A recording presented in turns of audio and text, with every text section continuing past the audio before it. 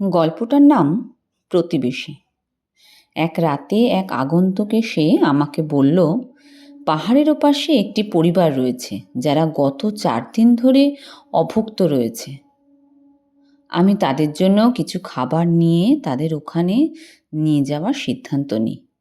সেখানে পৌঁছে আমি 3টি ক্ষুধার্ত শিশুর মুখ দেখতে পাই, যাদের চোখে মুখে কোনো অবসাদ, দুঃখ, ক্লান্তি ছিল না, শুধু ছিল ক্ষুধার এক নিদারুণ কষ্টের প্রতিচ্ছবি।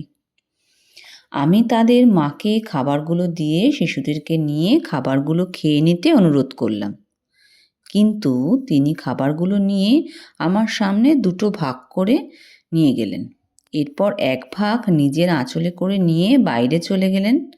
আমি অবাক হয়ে ভাবতে লাগলাম, তিনি কি করতে চাচ্ছেন। একটু পর তিনি ফিরে আসলে জিজ্ঞাসা করলাম, খাবারগুলো তিনি কি করেছেন? খুব সহজভাবে তিনি উত্তর দিলেন, পাশের বাড়ির পরিবারটিও গত 4 দিন ধরে অভুক্ত রয়েছে, তাই তাদের দিয়ে আসলাম। এতে আমি অবাক হইনি, কারণ আমি জানি গরিব মানুষগুলো সচ্ছল মানুষগুলোর থেকেও দুঃখে বেশি সমব্যথী হয়।